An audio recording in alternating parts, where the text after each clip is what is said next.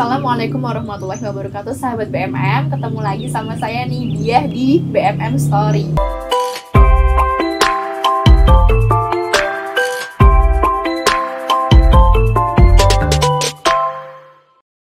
Seperti biasa di BMM Story kita bakal ngobrol santai, ngomongin tentang kisah-kisah inspiratif para tokoh nih. Dan kali ini saya udah bareng sama tokoh yang pastinya kalian tahu buku-bukunya beredar beredar di toko buku ya gitu, mau di toko buku online maupun di toko buku offline. Langsung aja nih, Teh Urfa Qurrata Aini. Assalamualaikum Teh. Waalaikumsalam warahmatullahi wabarakatuh. Apa sih? Alhamdulillah sehat. Bagaimana lagi ya? Masya Allah, kita juga sehat banget Teh. Senang banget setelah kita ketemu di acara bedah buku pas Ramadan ya Teh ya. Sore-sore ngabuburit gitu. Sekarang kita ketemu lagi di BMM Story. Mungkin boleh ya Teh ya, kita flashback ke teman-teman sebentar nih, ke sahabat BMM. Kalau misalnya kemarin kan kita membahas tentang bukunya Teh Urfa ya. Kenapa jika bersedih dilarang, mengapa Tuhan menciptakan air mata gitu. Membahas tentang buku itu sedikit sebagai perempuan nih Teh, muslimah yang mengeluarkan, menulis dan menerbitkan buku itu, apakah nggak takut terhadap stigma bahwa kok malah Teh Urfa ini mengajak perempuan untuk menunjukkan sisi lemah sih, kok malah mengajak orang-orang buat menunjukkan kesedihan sih, itu kan lemah, itu kan cengeng gitu. Apa nggak takut gitu ada stigma kayak gitu Teh saat menulisnya? Sebetulnya justru ya Teh, aku tuh menulis buku ini pengen meluruskan atau mematahkan stigma tersebut, bahwa misalnya perempuan nih atau laki-laki sekalipun ya dilarang menangis. Menangis itu lemah, atau menangis itu akan membuat kamu mengundang masalah-masalah yang lain gitu. Menurutku justru berbagai masalah emosi saat ini itu terjadi karena sejak kecil kita tuh sudah disuruh untuk menahan tangis gitu. Banyak kan kalau Teh Diah dan teman-teman lain nih suka melihat berita ya, banyak berita tentang ibu yang depresi, lalu melakukan hal-hal yang buruk gitu kepada dirinya atau kepada anak-anaknya gitu. Nah, itu kenapa sih bisa terjadi gitu kan? Itu kan bukan sesuatu yang terjadi begitu saja gitu kan. Kalau kita pretel ini akarnya atau faktor-faktor penyebabnya, bisa jadi itu karena tidak terbiasa untuk merasakan emosi yang sedih, emosi-emosi negatif, sedih, takut, cemas gitu. Tidak punya teman untuk membagikan cerita itu gitu. Bener-bener kayak dipendem sendiri dipendem gitu sendiri, ya, mau cerita takut dibilang lemah, mau bilang di medsos takut dibilang baper, drama, lebay, kayak gitu. Jadi orang tuh tidak sadar bahwa dia tuh menyimpan banyak emosi negatif akhirnya, dan jadi bom waktu gitu. Suatu ketika terpicu nih sama sebuah, misalnya ada kejadian tertentu, ada stimulusnya nih, lah ya Teh gitu ya, ibaratnya bom gudang bom gitu, terpercik sedikit langsung meledak gitu. Jadi aku justru pengen menunjukkan nih bahwa ketika kita bersedih itu tidak berarti kita tuh lemah. Dan ketika kita menahan sedih, kita jadi orang yang datar misalnya, tidak menangis, tidak berperasaan, bukan berarti itu kita kuat gitu. Justru sebaliknya, orang yang sedih tuh dia bisa aware gitu dengan emosinya, tapi juga bukan berarti melebih-lebihkan ya gitu. Tapi dengan sedih itu dia bisa berkaca, bertanya gitu, kenapa saya sedih gitu, ada apa gitu, lalu apa yang harus saya lakukan gitu. Dengan bersedih itu justru kita juga mengundang pertolongan. Ketika kita bersedih, misalnya kita sedih nih ditinggal seseorang ya, coba kita tunjukkan perasaan sedih kita. Nah, itu akan mengundang orang lain untuk membantu kita.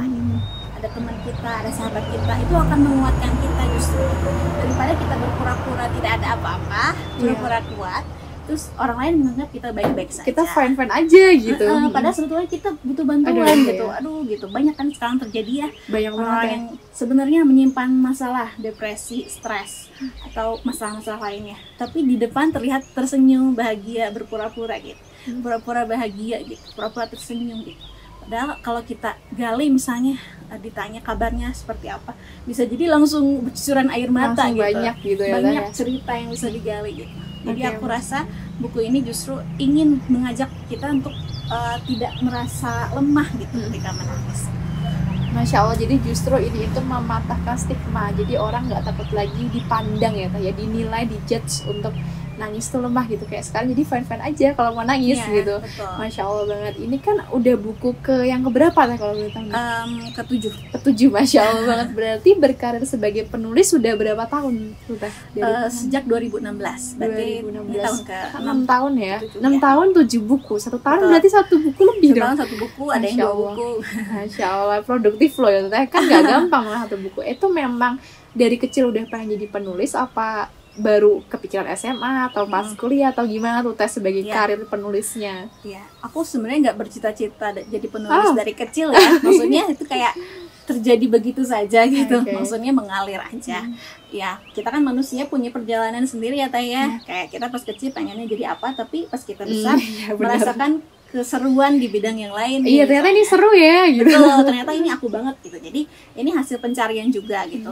Tapi pas aku flashback nih, ternyata kesukaan ini tuh udah terbangun sejak aku kecil. Karena ayah aku itu penulis juga kebetulan gitu. Dan mengenalkan banyak gitu ke aku di dunia menulis. Pernah diajak ke kantornya, kantor majalah gitu. Jadi teman-teman tahu ada dulu kan majalah Umi kayak gitu.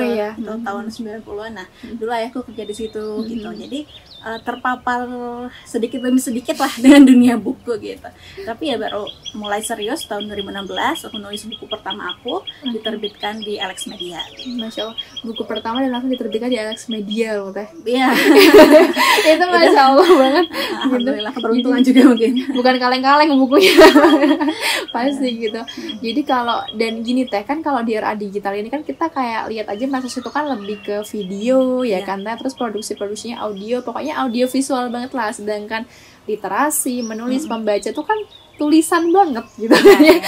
Apa maksudnya, apa nggak takut teh waktu memutuskan berkarir sebagai penulis, misalnya nih sahabat BMM kan pengen tahu ya secara finansial mungkin, atau secara istilahnya kemapan atau bagaimana, apa sih teh yang membuat tetap oke, aku memilih penulis itu sebagai jalanku gitu?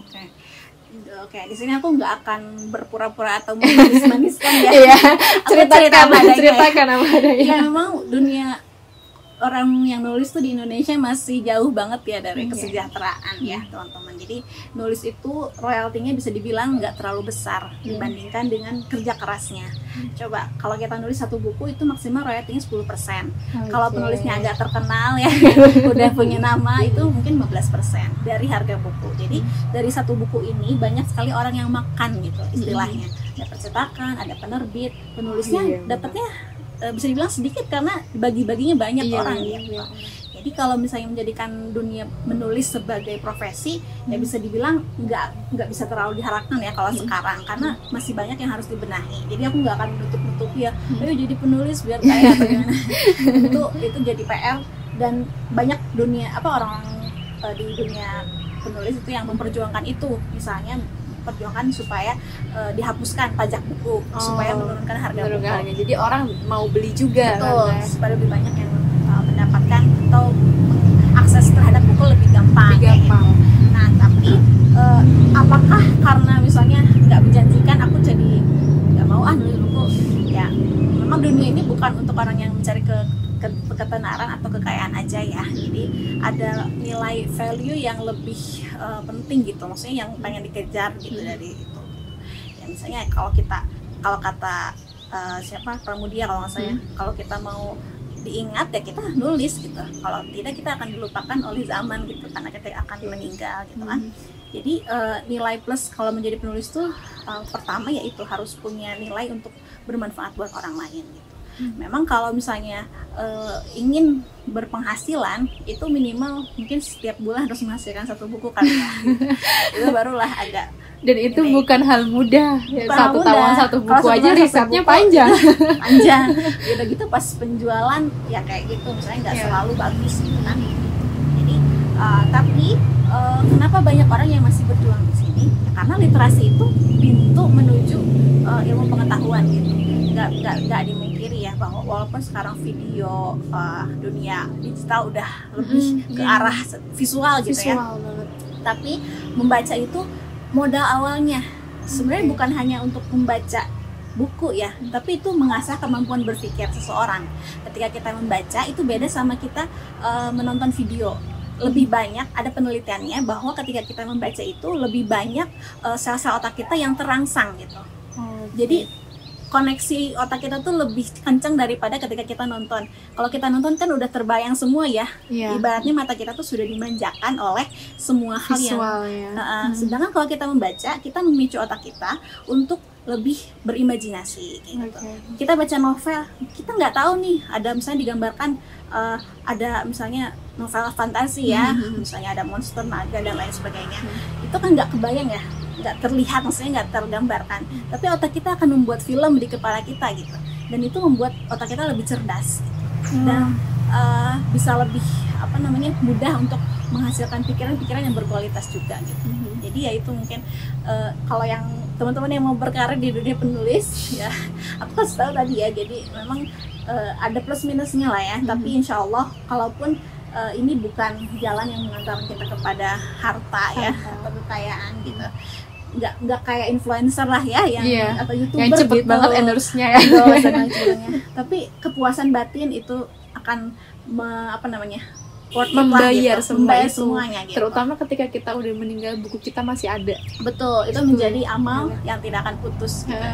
Masya Allah banget sih, memang ini sih yang menjadi PR kita bersama ya Teh ya, karena sudah zamannya lebih berkembang, ada plus minusnya lah ya, tapi tetap tadi yang kayak Teh Ulfa bilang, buku itu memang merangsang sel otak kita lebih aktif. Nah ini yang kita tuh nggak tahu sih Teh sebenarnya, banyak yang kita nggak tahu nih sahabat BMM di sini juga gitu. Nah kemudian kalau ngomongin tentang finansial dan sebagainya, Teh Ulfa sendiri kan muslimah nih ya, udah nulis buku gitu kan. Kalau nggak salah punya penerbitan percetakan ya Teh, Skata Media. Skata Media sama Samudra Books itu bedanya apa tuh Teh? Atau sama aja atau gimana gitu? Iya, jadi itu masih satu keluarga lah ya, maksudnya satu grup. Kalau Samudra Books itu penjualan buku, jadi kita distribusi buku-buku dari Gramedia dan penerbit-penerbit lain ya yang udah nasional gitu. Lalu kami juga bikin penerbitan untuk membantu teman-teman yang mau menerbitkan buku secara self-publishing atau independen gitu. Jadi mungkin sekarang belum terlalu mulai banget ya yang penerbitannya, tapi kalau toko bukunya sudah mulai dari tahun 2017 kemudian. Ya berarti udah sekitar 5 tahunan ya Teh ya. Gimana tuh Teh?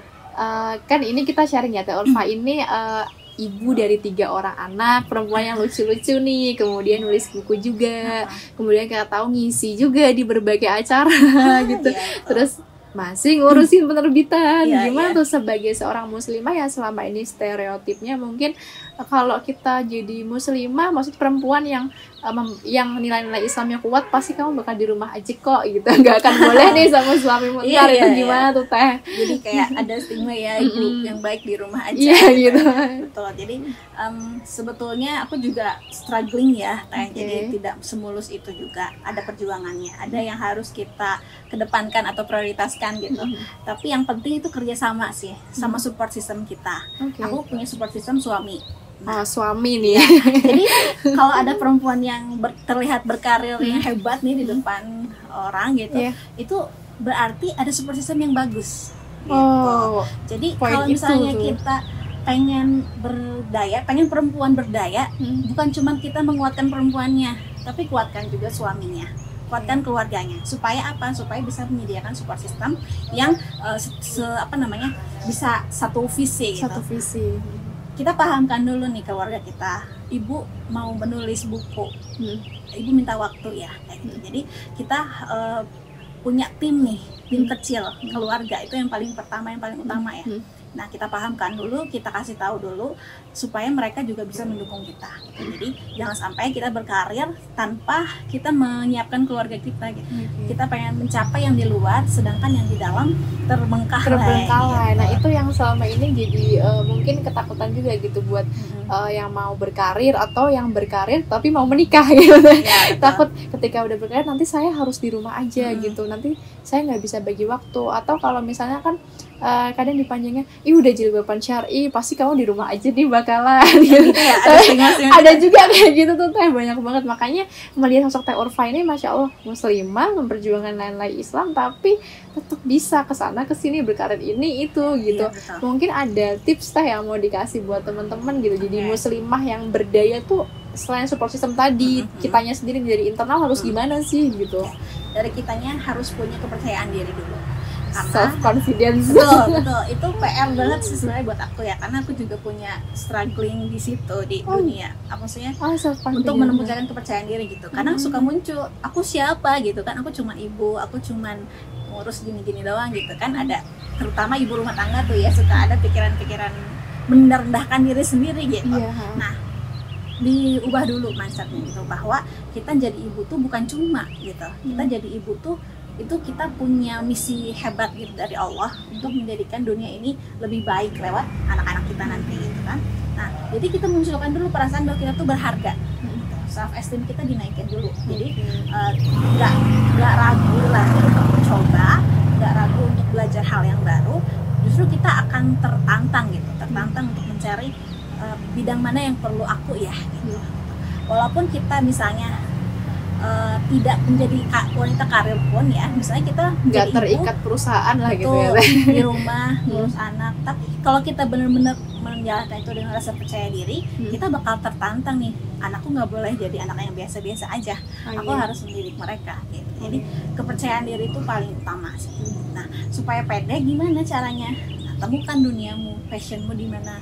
Kalau aku kebetulan sukanya nulis, jadi ya itu yang aku geluti gitu. Tekunin lah ya, sampai certified loh ini loh.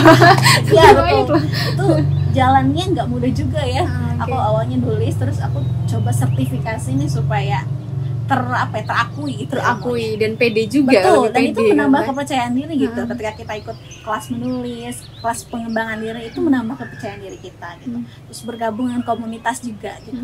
Tadi percaya diri, terus yang kedua tadi ya bergabung dengan komunitas orang yang menguatkan gitu. Circle penting banget. Circle bahasa sekarangnya ya, circle yang positif gitu. Kalau misalnya circle kita sesama ibu yang suka menjatuhkan, menyindir atau nyinyir gitu, nah itu tidak membangun kita ya. Jadi kita perlu mencari teman-teman yang bisa satu visi sama kita gitu, satu ya punya nggak saling menjatuhkan gitu. Lihat ibunya sibuk misalnya, malah dikata-katain gimana tuh anaknya nggak keurus segala macam tapi malah didukung gitu, didoakan gitu. Jadi mungkin itu ya kalau dari dalam diri kita ya itu penting banget tadi ya, menumbuhkan self confidence dan circle kita ya harus positif gitu. Kalau kata anak sekarang tuh netizen itu jangan yang toksik betul ya. Dan masya Allah itu kalau misalnya ini teh kan masih banyak nih yang seumuran aku nih ya teh, baru-baru kerja gitu kan, perempuan. Kira-kira nah ketika menjalani dunia kerja ini kan nyaman banget ya teh, kita bebas sih mau kesana kesini gitu. Mungkin apa sih teh yang harus kita persiapkan kalau misalnya nanti kita menikah gitu, kemudian kita masih pengen berkarir gitu, apa sih yang dari sekarang harus kita prepare gitu loh, mumpung masih single gitu kan teh. Selagi masih single itu masa-masa emas untuk mengumpulkan pengalaman sama ilmu. Jadi kita tuh punya ego ya teh ya, jadi ego kita tuh pas udah menikah tuh bukan berarti menghilang gitu, justru di situ dipertarungkan. Kayaknya aku bayangin kok nanti malah aduh kok repot ya gitu. Gitu. Nah jadi selagi masih single, pelajarilah berbagai ilmu gitu ya, ilmu pengasuhan, pernikahan gitu, dan ya perbanyak pengalaman sama perluas pergaulan gitu. Nah kalau nanti mau menikah, jangan lupa cari partner yang tahu dirimu, tahu mimpi-mimpimu dan mau mendukungmu gitu. Jadi bukan berarti kalau nikah itu kita terhenti gitu. Nah banyak banget yang ketakutan tuh kayak gitu. Kalaupun kita memutuskan untuk menjadi ibu rumah tangga, itu harus menjadi pilihan kita sendiri, bukan sesuatu yang dipaksa dan kita menjalaninya dengan perasaan berat, terbebani gitu. Tapi kita memang memilih itu dengan alasan-alasan yang kita miliki gitu. Jadi walaupun kita jadi ibu rumah tangga sebenarnya nggak apa-apa ya, tidak membuat kita kurang berharga dari yang tidak menjadi ibu rumah tangga gitu. Tetapi kita jalani dengan ikhlas gitu, pilihan kita gitu, bukan karena terpaksa. Intinya jadi apapun itu yang penting itu kita yang memilih dari hati. Kemudian dari hati. Juga ketika kita single juga kita perluas pergaulan dan nanti usahakan memilihnya dan terus didoakan yang mendukung kita juga gitu. Jadi kalau mau jadi perempuan yang berdaya walaupun kita sudah berkeluarga, ya tadi ya teh benar-benar lingkungannya tuh harus istilahnya merangkul. Nah, nggak bisa ya kalau satunya kesini gitu. Nah ini nih perlu dipersiapkan dari sekarang nih. Tentu gitu. Masya Allah teh, kalau misal ngomongin jadi penulis, kemudian ngurusin penerbitan gitu kan, kemudian Masya Allah dia berbagai kiprah di luar sana untuk masyarakat lagi. Terus kemudian bikin, kalau nggak salah sempat bikin Dekap Nuraga ya pas pandemi kemarin. Itu masih berjalan atau gimana sih teh sekarang? Itu konsepnya gimana sih? Iya, aku cerita dulu ya. Boleh Jadi, banget. komunitas Dekap Nuraga itu aku buat Agustus tahun 2021, jadi tahun lalu ya. Tahun lalu, udah mau Baru setahun. Ya. Komunitas ini aku bangun untuk mengumpulkan orang-orang yang kehilangan. Jadi kita tahu tahun lalu itu di sekitar Juni, Juli, Agustus itu banyak sekali teman-teman kita yang kehilangan karena COVID ya, termasuk ayah aku. Dan kami semua sangat berduka gitu kan, sampai sekarang pun masih merasa kehilangan sekali gitu. Dan saat itu dalam suasana duka aku tuh tertarik gitu, terpanggil lah ya teh. Itu awalnya aku merasa untuk apa aku melakukan ini gitu ya, karena aku sendiri sangat bisa dikatakan terpukul banget gitu saat itu. Dan sebetulnya waktu itu pengennya mengurung diri aja. Aku memang isolasi diri lah ya teh, tidak mau bertemu siapa-siapa, apalagi bikin komunitas gitu ya. Itu kan butuh effort banget. Tidak mau gitu aku tuh. Tapi aku melawan itu karena semakin aku menjauh dari orang lain tuh semakin aku tenggelam dalam perasaan duka itu gitu. Nah, aku ingat bahwa yang menolong kita ketika kita sedih itu salah satunya dengan menolong orang lain juga gitu. Jadi aku buat komunitas itu supaya kita punya tempat berbagi yang nyaman. Dan selama aku berduka itu aku mengalami ternyata tidak mudah menemukan tempat bercerita yang mengerti kita. Kita cerita ke orang lain menganggapnya kita tuh berlebihan gitu. Ada yang lebih susah dari kamu. Iya, sering kayak gitu saja gitu. Sudahlah, jangan diceritakan lagi, jangan menangis lagi. Nanti orang yang sudah meninggal akan menderita di sana. Kasihan. Kayak gitu. Jadi aku menemukan ternyata pantas ya orang yang berduka tuh susah untuk bercerita. Jadi aku bikin supaya kita bisa menguatkan, saling menguatkan, karena tidak mudah menjalaninya kalau sendirian. Mungkin kalau bersama-sama akan lebih ringan gitu. Jadi aku membuka pendaftaran dan ternyata yang mendaftar sangat banyak gitu kan. Kalau masa 150-an dan itu masih banyak yang masih mau daftar. Ya Allah, tapi Masya Allah. Tidak, di luar ekspektasi banget. Aku tadinya cuma mungkin 10 orang atau beberapa orang aja. Nanti tulus lah ya teh, yang penting bikin buat diriku sendiri juga. Penting aku terbantu, orang lain juga terbantu gitu. Dan memang waktu itu momennya banyak sekali yang kehilangan gitu. Jadi dari mulut ke mulut ternyata banyak yang mendaftar, dan bukan hanya orang-orang yang kehilangan karena COVID saja teh, tapi juga banyak orang yang mendaftar walaupun sudah kehilangan bertahun-tahun. Dan itu masih ada kayak perasaan lukanya, betul, dukanya. Dan itu masih tidak selesai gitu. Kalau aku bilang kita berdukanya itu harus tuntas gitu. Nah ternyata walaupun sudah 10 tahun, 11 tahun, kalaupun disimpan, tidak diceritakan, tidak disaksikan kepada orang lain, tidak selesai gitu. Akhirnya masih selalu menyesal atau melihat ke belakang dan masih belum bisa tersenyum masih gitu, belum bisa berdamai lah ya istilahnya. Betul. Dan kita jadi belajar dari yang sudah berpengalaman, ya ternyata mereka juga struggling sampai sekarang gitu. Apalagi kita yang masih baru-baru mengalami gitu. Kerasa banget pasti. Betul. Jadi di situ kita hadirkan juga ada teman-teman dari psikologi Unpad. Masya Allah. Alhamdulillah waktu itu aku disambungkan kepada ikatan alumni dari psikologi Unpad, dan mereka punya program menolong untuk orang-orang yang kehilangan pada masa pandemi. Jadi kita kerjasama di situ, ada konseling kelompok. Untuk satu kelompok itu kurang lebih 4 orang sampai 5 orang. Nah, alhamdulillah setelah punya komunitas, terus kita ada psikolognya juga. Aku sih merasakan ya, untuk aku pribadi setidaknya itu lebih membantu untuk mengobati daripada sendirian gitu kan. Karena kita at least kita ngerasa ada temennya, ada yang senasib. Ya nggak sih, yang mengalami kita ya, tanpa dia kasih nasihat apapun, dia tuh udah untuk kita tuh udah cukup gitu. Betul. Kayak otomatis sudah kayak empatinya kerasa aja, lebih kerasa gitu ya. Masya Allah banget. Jadi itu salah satu kiprahnya Teh Urfa tuh Dekap Nuraga. Aku kalau lihat Teh Urfa tuh banyak banget lah kiprahnya gitu. Nih untuk menjadi sosok nih Teh ya, pastinya kan kita terus belajar ya Teh ya, tapi kan dari kecil nih terus jadi Teh Urfa yang sekarang nih, seorang Urfa Qurrata Aini nih yang bukunya bisa kita lihat di toko buku sekarang gitu kan. Peran Abi sih, apa sering banget tuh kayak lihat Teh Urfa tuh sering membahas tentang abinya, ngasih apa ya namanya istilahnya ya, testimoni lah ya, testimoni lah ya tentang abinya. Apakah memang untuk jadi Teh Ulfa yang sampai sekarang tuh Abi tuh memegang peranan besar Teh? Apa gimana sih? Iya betul banget. Jadi Abi itu seorang penulis juga. Sebenarnya lebih boleh langsung sebut namanya nih Teh kalau aku yang nyebut.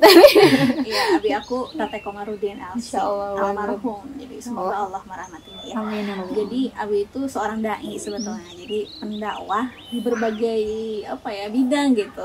Nulis tuh hanya salah satunya aja. Dia tuh pendai, kemudian juga penceramah ya di berbagai tempat. Kemudian juga di bidang politik juga, dan menulis lagu juga. Masya Allah. Jadi lengkap gitu. Komplit ya. Menulis, ceramah, berpolitik juga, bikin lagu juga gitu. Jadi aku cuma kecipratan satu aja nih bidang nulisnya aja gitu. Kalau bikin lagu aku nggak bisa nih. Nah tapi nulisnya itu benar-benar tanpa aku sadari ya, waktu kecil dulu tidak menganggap itu tuh sebagai influence ya. Tapi pas aku besar aku melihat tulisan-tulisan aku tuh itu kayak mengarah bahwa aku tuh belajar dari Abi gitu. Okay. Style-stylenya lah ya. Cara berpikir aku gitu ya, cara aku melihat sesuatu itu tuh kayak Abi gitu. Misalnya Abi tuh pernah nulis buku Manusia Surga. Nah itu membesarkan hati kita gitu, bahwa masuk surga itu bukan sesuatu yang diraih dengan uang yang mahal atau dengan sesuatu yang jauh gitu, tapi dengan amalan-amalan sederhana juga kita bisa gitu. Nah itu ternyata pas aku refleksi ke diri aku, mempengaruhi aku banget gitu. Jadi itu membuat aku berpikir bahwa ya kita sebagai manusia itu nggak usah menuduh-nuduh orang yang tidak lah gitu, dengan misalnya kita menuduh orang ahli neraka atau segala macam, karena ternyata masuk surga itu bukan sesuatu yang eksklusif untuk orang tertentu aja, realistis gitu. Untuk kok, pemegang kunci surga itu bukan berarti yang kita selalu bayangkan selama ini gitu. Jadi itu mempengaruhi aku gitu, untuk melihat manusia itu semuanya punya potensi untuk masuk surga gitu. Jadi ya itu, Abi nulis dulu di majalah Umi di Jakarta gitu, tahun 90-an. Aku masih kecil banget, masih segede anakku yang kedua lah. Terus diajak ke kantornya naik bis kota ya. Waktu itu tinggalnya masih di Bogor. Terus ke Jakarta naik bis gitu kan. Terus aku bawa alat tulis, di kantornya nulis gitu kan, atau ngegambar gitu. Dan pulang, terus di rumah kita suka baca buku gitu. Yang mengenalkan aku ke buku ya Abi dan Umi aku gitu. Baca buku anak, walaupun dulu belum semapan itu ya, maksudnya orang tua aku juga sangat berjuang, masih struggle banget lah ya Teh. Iya, tapi selalu memberikan kita bacaan gitu, walaupun itu buku-buku yang mungkin udah bekas gitu. Buku-buku bekas, majalah-majalah anak yang bekas gitu kan. Dulu kan zaman majalah Bobo, majalah Anak Saleh kayak gitu. Jadi dengan situasi mereka saat itu berusaha untuk tetap ngasih ilmu ke kita gitu. Nah sekarang Abi udah tidak ada gitu, dan aku pernah cerita ya tentang laptop peninggalan Abi gitu. Itu laptop itu aku sekarang udah menghasilkan 2 buku ini gitu kan. Dan aku pengen menjadikan itu sebagai mungkin amalan untuk Abi juga yang tidak terputus gitu.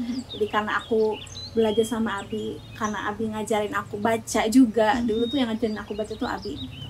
Nah semua itu jadi ilmu yang aku pakai sekarang kan. Jadi ketika aku nulis, ketika aku menghasilkan buku, itu tuh ada pahala Abi di situ gitu. Ada peran Abi, ada jasa Abi. Jadi aku dengan peninggalan Abi itu pengen meneruskan perjuangan Abi lah dalam tanda kutip gitu ya. Jadi mudah-mudahan buku-buku ini gitu bisa bersaksi lah nanti di hari akhirat nanti gitu, bahwa ini tuh hasil jerih payah juga Abi juga, ayah yang mendidik anaknya gitu. Mudah-mudahan seperti itu. Nah itu yang selama ini jarang orang lihat gitu Teh. Orang ketika melihat seorang perempuan itu begitu sukses, begitu berdaya, lupa bahwa ada peranan laki-laki juga gitu. Betul, jangan lupa.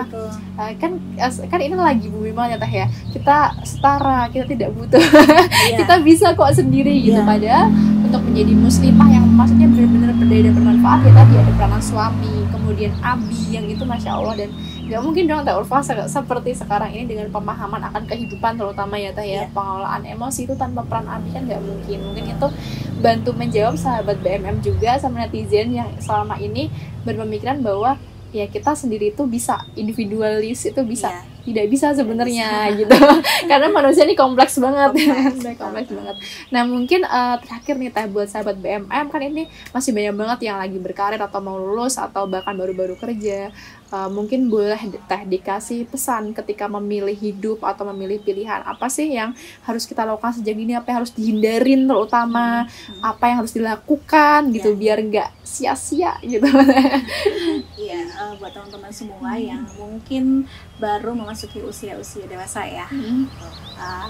Aku bukannya mau menggurui ya, mohon maaf. Kita sharing aja nih yang aku alami gitu.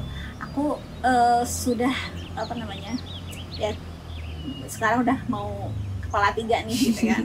Nah, yang aku rasakan ya ketika kita mau masuk usia dewasa itu persiapan ilmu itu penting banget.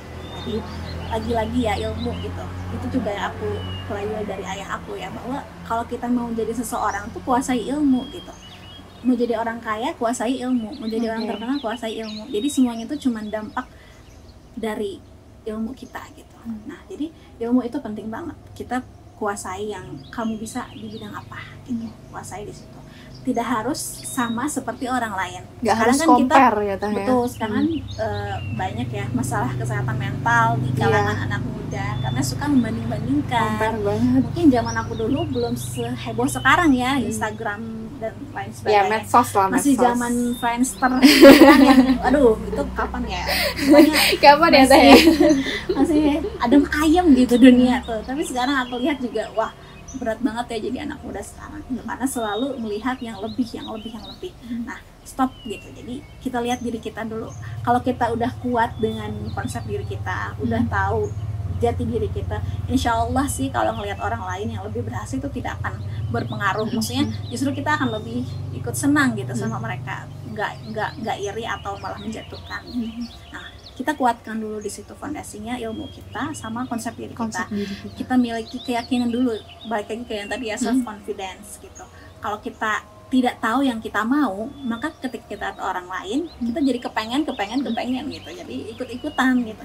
Kita harus tahu yang kita mau apa. Kayak gitu. Terus apalagi ya?